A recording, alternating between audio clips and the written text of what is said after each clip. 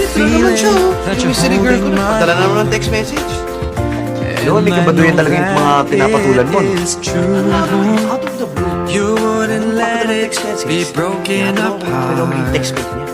Alam mo siguro, Castro, kung 14 to 15 years old ka lang, maiintindihan kita eh. I'll understand you. Pero itsura mo yung ang kunat-kunat na ng balat mo. Ang tanda-tanda mo na papatusin mo pa ba naman yan?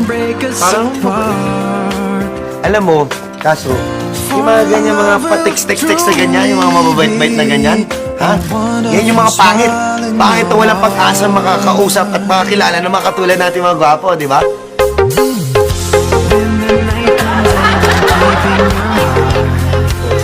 Patay! Ano ito? Ano gagawin ko? Hindi. Parang ka-text ko, yung mystery girl ko. Gusto mapag-eyeball sa akin. Ayan ka na naman, kaso huwag mo sabihin, papatulan mo yan. Early warning signal number 2. Ha? Tandaan mo yan. Parang mabait. Ibig sabihin nun, pangit yan. Kasi kung hindi siya pangit, kung hindi siya mabait, wala na siya silbi sa mundong to. Teka muna, Ernest, paano mo nalaman itsura niya? Unless I give her a chance, di ba? Alam mo, sira ulo ko talaga. Kung gusto mo, sasagutin mo. Ayan, tinext ko na. Oh, ayan, sumagot na. Ano ang sabi?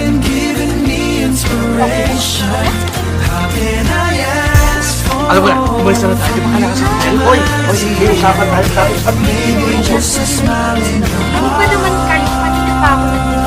Kasi naman kung saan-saan nagsusulit. I'm always dreaming nakikita mo kayo, nakikita mo. but now I know that this is Alam mo, hindi sila yan kasi wala silang dalang cellphone. Wala talaga. I'm sure. Ano mo? Pinakabahan ko, sure. Pakiramdam ko. it's true love that I had found. Oh, I pray that you wouldn't Pag leave bilan, may computer sa cellphone mo. Malaman. Malaman. whatever may come along. Ayan na. Check mo, check mo. I won't feel so bad. Just give me a smile in your heart.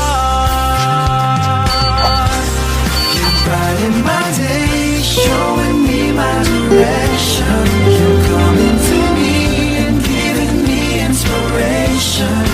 How can I ask for more from you, my dear?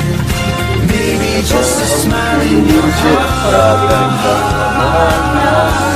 You brighten my day by showing me my direction.